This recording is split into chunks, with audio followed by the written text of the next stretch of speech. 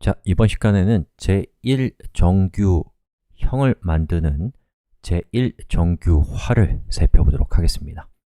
자, 제1정규화의 원칙은 atomic columns입니다.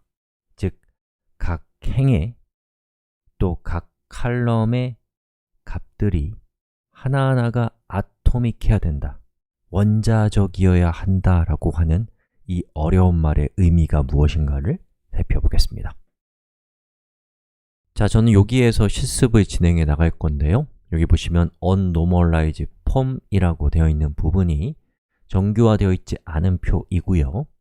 first normal form이 제1정규형을 만족시키는 상태가 된 표입니다. 그래서 우리 영상이 끝나고 나면 여러분은 이런 표들을 갖게 될 거예요. 잠깐 영상 멈춰 놓으시고 여기 있는 내용을 한번 살짝 보시는 것도 좋을 것 같습니다. 자, 그럼 저는 여기 있는 결론은 일단 지우고 저 위에 있는 정규화되어 있지 않은 표부터 살펴보도록 하겠습니다.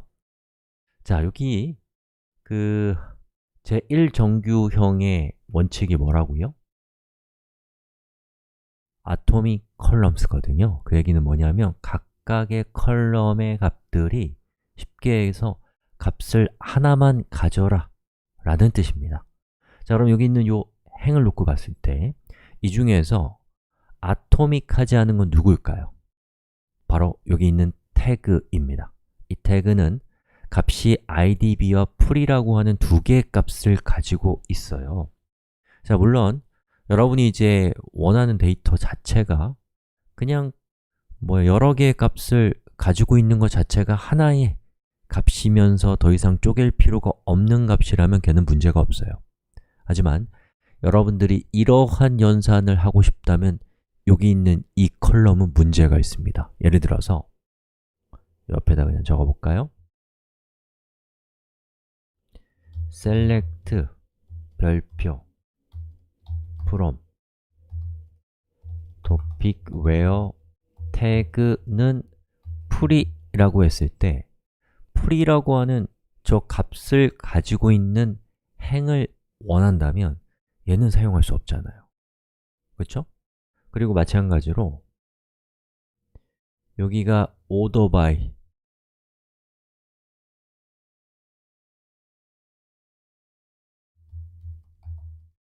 태그라고 했을 때 만약에 우리가 이 첫 글자를 중심으로 정렬을 하는 거라면 별 문제가 없지만 여기 있는 풀이도 엄연한 값이라면 우리가 풀이를 기준으로 해서 정렬하고 싶을 수도 있는데 그렇게 할 수 없단 말이죠.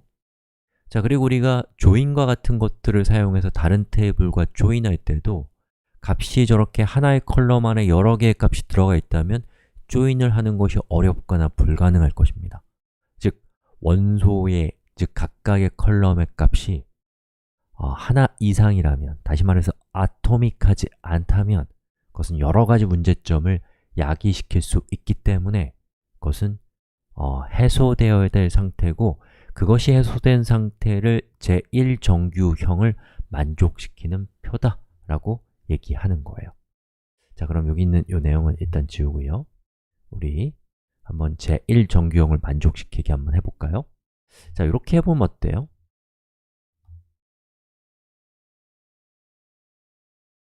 요 행 두 개는 제가 지워버리고요.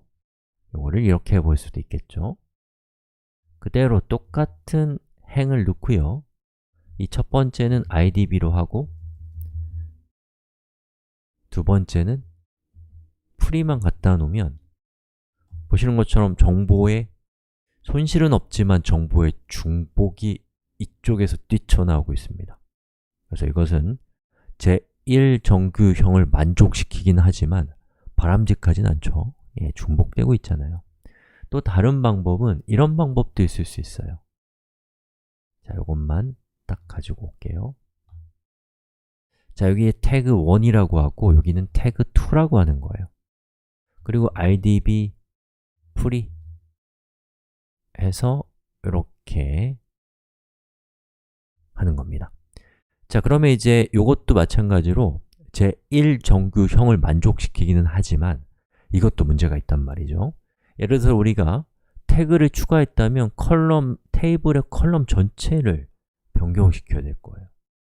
컬럼의 구조를 바꿔야 된다는 거죠. 그리고 값이 만약에 태그가 하나밖에 없다. 그러면 여기에는 뭐가 오겠어요? 널이 올 거란 말이죠. 낭비가 생긴단 말이죠. 즉, 유연하지 않는 지름길로 가는 것이 컬럼을 이런 식으로 추가하는 거예요. 자, 그러면 어떻게 하면 좋을까요? 표를 쪼개는 거예요. 자, 그러기 위해서 우리는 이 토픽이라고 하는 테이블과 토픽 안에 있었던 태그라고 하는 것을 이제 테이블로 쪼갤 건데 토픽과 태그 사이의 관계를 한번 이 밑에다가 따져볼까요? 토픽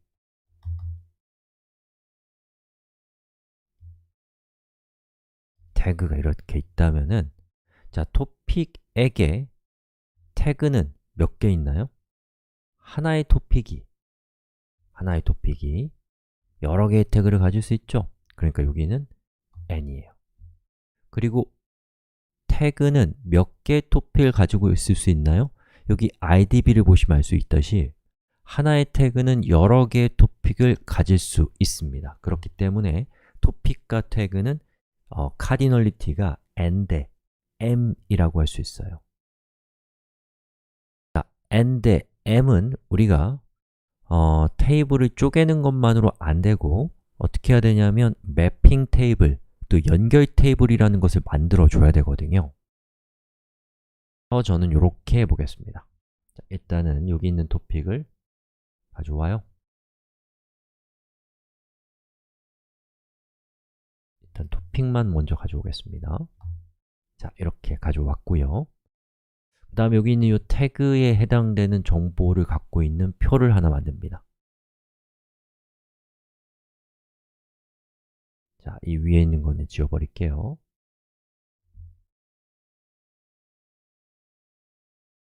자, 태그라는 표를 만들고요.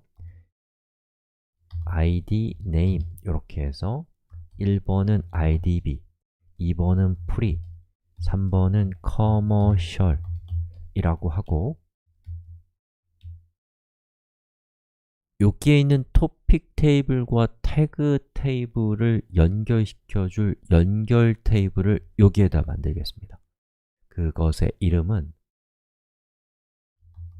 토픽, 태그, relation이라는 이름을 정했고요.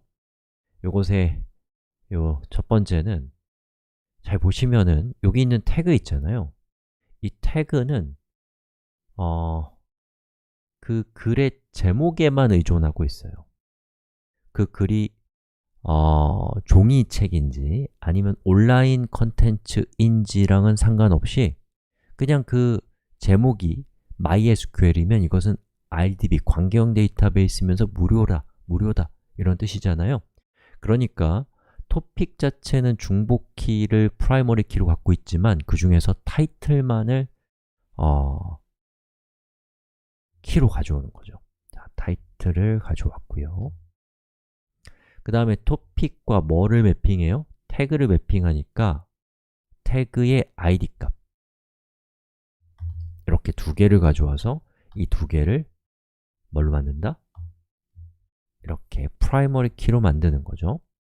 그 다음에 여기 보면은 MySQL이 갖고 있는 태그는 idb와 free거든요. idb는 1번, free는 2번이니까 이렇게 하고